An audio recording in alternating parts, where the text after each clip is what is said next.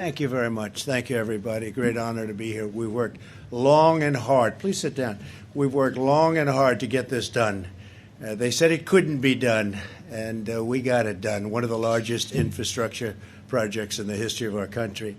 I'm honored to be here in the Rio Grande Valley with the courageous men and women of Customs and Border Patrol.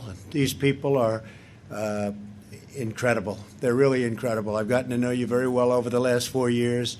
Many of you are friends from all of the work we did in designing the wall. We got it exactly as you wanted it. Everything, including your protective plate on top. I say, why did we put that? And they said, we need it for extra protection, climb plate. And we have everything you want. It's steel, it's concrete inside the steel, and then it's rebar, a lot of heavy rebar inside the concrete. And it's as strong as you're going to get and strong as you can have. But we gave you 100% of what you wanted, so now you have no excuses. I didn't want you to have any excuses. And you set records, and we can't let the next administration even think about taking it down, if you can believe that. I don't think that will happen. I think when you see what it does and how it's so important for our country, nobody's going to be touching it, and you are very proud of it, and you're proud of the work you did because we really designed it together. We're joined together to celebrate a great achievement, the extraordinarily successful building of the wall on the southern border. Before we begin, I'd like to say that free speech is under assault like never before. The 25th Amendment is of zero risk to me, but will come back to haunt Joe Biden and the Biden administration. As the expression goes, be careful what you wish for. The impeachment hoax is a continuation of the greatest and most vicious witch hunt in the history of our country, and is causing tremendous anger and division and pain, far greater than most people will ever understand, which is very dangerous for the USA, especially at this very tender time. And now I'd like to briefly address the events of last week. Millions of our citizens watched on Wednesday as a mob stormed the Capitol and trashed the halls of government. As I have consistently said throughout my administration, we believe in respecting America's history and traditions, not tearing them down. We believe in the rule of law, not in violence or rioting. Because of the pandemic, horrible, horrible, invisible enemy, and despite our tremendous success developing a vaccine years before it was thought even remotely possible. Nobody thought it was going to be possible. They said it would take 5 years. Sir, it will take 7 years. All of our scientists were saying, our advisors, it will take 7 years, 5 years, 10 years maybe.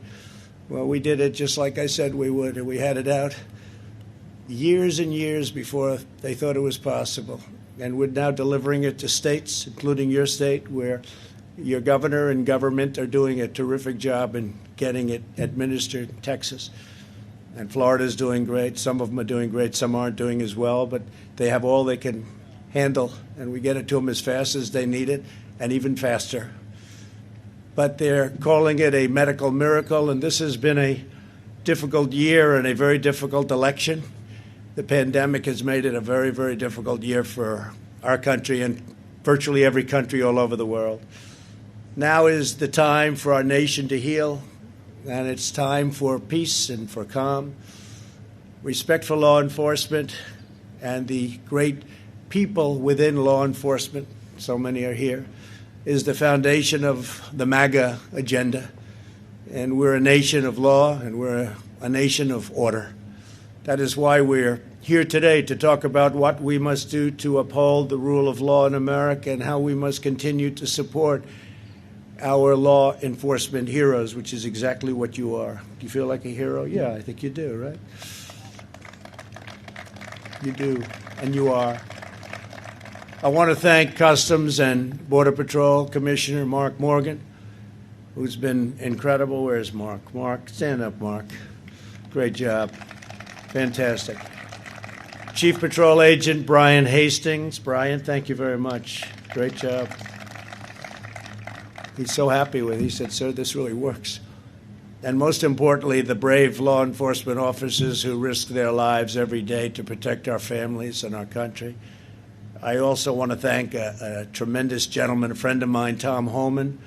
He's a great American patriot, and he was with us right from the beginning. Right, Tom? You knew exactly. He said, we need a wall. When they were saying, no, we need drones, we need drones. I said, why? So you could watch the people pour into our country illegally? And I want to thank you very much, Tom. What a professional job you've done. All of you people, incredible. Everyone here today is part of an incredible success story. This is a real success story. When I took office, we inherited a broken, dysfunctional, and open border. Everybody was pouring in at will, working alongside the heroes in this great outdoor space, looking at our wall. We reformed our immigration system and achieved the most secure southern border in U.S. history. It is at a level that it's never been before. We took on the cartels, the coyotes, and the special interests, and we restored the rule of law. For years, politicians ran for office promising to secure the border only to get elected and to do the absolute exact opposite. They even promised a wall, if you remember. About 10 years ago, they promised a wall, but they couldn't get it built. It wasn't easy getting it built. Getting it financed was tough. Getting it built was even tougher.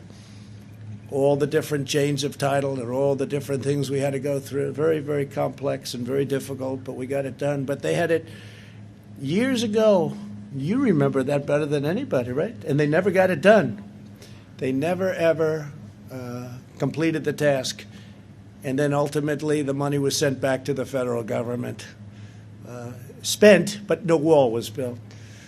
But unlike those who came before me, I kept my promises. And today we celebrate an extraordinary milestone, the completion of the promised 450 miles of border wall. 450 miles. Nobody realizes how big that is. I remember when I first came down about a year and a half ago, we're under construction, and I started walking. And I'm looking at the wall, and I'm walking and walking. And I'm used to like a development project where you could walk a wall, 10 acres, 5 acres, 2 acres, 1 acre. Then I realized that's a long time. That's a big walk. A lot of the wall you have is incredibly natural. You have the mountains, you have the rivers, you have some very powerful water areas. You have some areas that are virtually impossible to get by, so we didn't need walls everywhere, but where we needed them, because it's been so successful that we've added nearly 300 miles, and that's currently under construction. This was our original wish, to get these areas done where there was such trouble. And now we have it. It's either in construction or pre-construction, an additional 300 miles. In every region that we've built the wall, illegal crossings and drug smuggling have plummeted, absolutely plummeted. In the Rio Grande Valley, crossings have dropped nearly 80%. In Yuma, Arizona, illegal entries have been slashed by 90%. Nationwide, ICE and Border Patrol have seized over 2 million pounds of fentanyl, heroin, meth, and other deadly narcotics, saving thousands and thousands of lives. We've arrested nearly 500,000 illegal aliens with criminal records, some with very serious criminal records of the type you don't want to know about, like murder. We removed nearly 20,000 gang members from the United States, including 4,500 members of MS-13, probably the worst gang of them all. Through the landmark reforms we've put into place, we have ended the immigration chaos and reestablished American sovereignty. Our most important reform was ending catch and release. Not easy to do. You're dealing with Congress. It's very, very difficult, which is the functional equivalent of open borders, but even worse. It's catch and release them. It means release into our country, not into another country. This policy was exploited by vicious criminal organizations who understood the laws better than our people understood them for years, to spread misery and suffering and drugs all across the hemisphere. Now, instead of catch and release, we have detain and remove. It's called detain and remove. Doesn't that sound better? One of the biggest loopholes we closed was asylum fraud. Under the old broken system, If you merely requested asylum, you were released into the country. The most ridiculous thing anyone's ever seen. And we were taking in some people that you didn't want to have in your country. We instituted a series of historic policy changes to shut down asylum fraud, and that's what we did. This includes the groundbreaking agreement with Mexico known as the Migrant Protection Protocols, or MPP.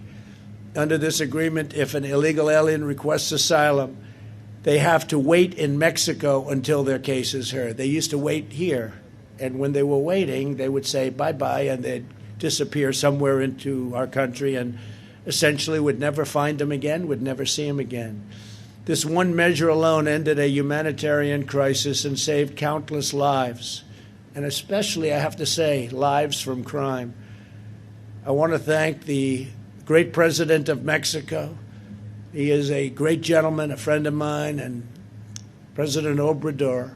He is a man who really knows what's happening, and he loves his country, and he also loves the United States. But I want to thank for his friendship and his professional working relationship.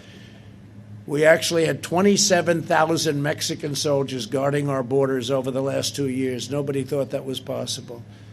And they made it very, very difficult, and that's why the numbers were able to plunge even during the construction of the wall.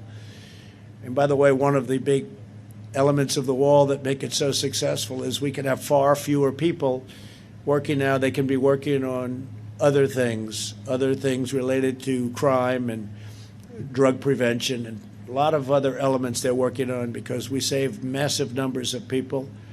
And included here, we have the most sophisticated camera systems and most sophisticated electronic systems anywhere in the world. We implemented 3 historic agreements with the Northern Triangle. That's Guatemala, Honduras, and El Salvador. Under these critical asylum cooperation agreements, the burden of illegal immigration is now shared all across the region. Now, when an illegal immigrant is arrested at our border, they can be sent to a neighboring country instead of into a U.S. community. Prior to my getting here, countries wouldn't accept them. They would say, no, no, no. I said, well, you got to take them. First month, I'll never forget. These gentlemen right here came to me. They said they won't take them back. They came. They may be murderers. They may be cartel heads. They may be some really vicious people. The countries didn't want them back. And I stopped all payments to those countries. I stopped everything going to those countries. And after it was stopped for about a month, you remember? After it was stopped for about a month, they called. They said, we'd love to have them back. And I never gave them as much money as they were getting, by the way, but they got some. It was amazing. And you people know better than anyone. They wouldn't take them back. We'd have planes flying over, loaded up with people that we didn't want here. And they'd say, don't ever even think about landing that plane. And they'd take them by boat, and they'd take them by bus, and they wouldn't let them into their countries. And all of a sudden they say, welcome back. We love having you. So it was a great thing, and now they do take them back. And the relationship with those countries, the Triangle, the relationship is a much better one than it was before. In addition to our agreements with Mexico, Guatemala, Honduras, and El Salvador, we have systematically reformed the regulatory code to return asylum to its original legal meaning and purpose, not a free ticket for entry. A recent comprehensive report by the Department of Homeland Security and Justice show how effective our reforms have been and how disastrous their removal would be. It would be a disaster for our country. I know they're thinking about removing them. I hope they don't do that. I hope they don't do that. It'll be an absolute travesty for our country. The report conclusively proves once and for all that aliens released at the border remain at large in the country and do not return home. They won't go home. And you rarely find them. It's very tough to find them. So we have aliens released in our country, many of whom are serious criminals. And we've stopped that. Don't ever start that process again. By contrast, under our policies, 98% of aliens that remain in DHS custody are removed. Simply put, if you enter the United States illegally, you are apprehended and immediately safely removed from our country. Without this core principle, there is no border, there is no law, there is no order. My administration also instituted vital public health measures on the border in response to the China virus. Under Title 42 of the U.S. Code, illegal immigrants are being promptly removed to protect the health of border agents, other migrants and local communities, and the public at large. Removing these protections would invite a public health catastrophe of epic proportions. As you probably know, in Tijuana, various parts of Mexico, the COVID, it's got about 24 names. I can call it from COVID to China virus. I can call it the plague. I call it the China plague. A lot of different names. But we always call it the invisible enemy. But the invisible enemy has been very tough on Mexico. And we have areas along the border where we're in great shape because right there, because of that we're in great shape. But on the other side in Mexico, they're suffering greatly with the virus. It's been incredible what we've achieved. And we didn't do the wall because of COVID. We did the wall because of security and drugs and other things. But it turned out that in the middle of it all, along came this horrible plague. We inherited a dangerously lawless border. The people that work here are unbelievably brave. I've seen what they have to endure, what they have to go through. They're tough, they're strong, and they're great patriots, great Americans. We fixed it and we secured it. We empowered our wonderful ICE and Border Patrol to fulfill their oaths and sworn officers. They became sworn officers of the law, and they love their job. It's a tough job. It's a nasty job. They're not paid what they should be paid, to be honest, but we got you up. We got you up. But these are incredibly talented people that could probably do a lot better in terms of economics than they do here, but they love what they do and they love their country. We also put into place vital measures to protect American workers, keep out terrorists, and stop the abuse of our welfare system, where they'd come up, go in our welfare system, and live for years on American welfare without ever having a job. We also have, and we had, but we have them all the time. We have terrorists from the Middle East coming into our country through the southern border. That was before what you see right here, because it was easier to come into our country through the southern border than it was through airports or any other means. So they'd land in South America and they'd work their way up and they'd come into our country. And these are not people from the countries that you would suspect. These are people from some very seriously dangerous places in the Middle East. And the numbers are far greater than anybody would understand, really far greater. Removing any of these measures would hamstring our workers, endanger our country, and cost taxpayers hundreds of billions of dollars a year. No matter our party, we should all agree on the need to protect our workers, our families, and our citizens of all backgrounds, no matter who they are. In particular, if our border security measures are reversed, it will trigger a tidal wave of illegal immigration, a wave like you've never seen before. And I can tell you that already waves are starting to come up from 2,000 and 1,000 and 500 miles away. We see what's coming. And they're coming because they think that it's gravy train at the end. It's going to be a gravy train. Change the name from the caravans, which I think we came up with, to the gravy train, because that's what they're looking for the gravy. This will be an unmitigated calamity for national security, public safety, and public health. It would destroy millions and millions of jobs and claim thousands of innocent lives. The policies I put into place are uniformly and strongly supported by the men and women of ICE and Border Patrol. We worked on them together, just like we did on the wall. We worked on the policies together, because nobody knows this whole world better than the incredible people right in front of me.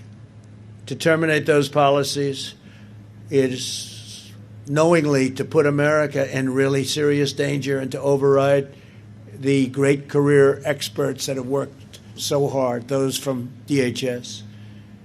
At this very moment, smugglers and coyotes are preparing to surge the border. if our policies are loosened or removed. I mean, they're literally waiting, big groups of people, some of them very unsavory, I might add. This is an entirely preventable tragedy.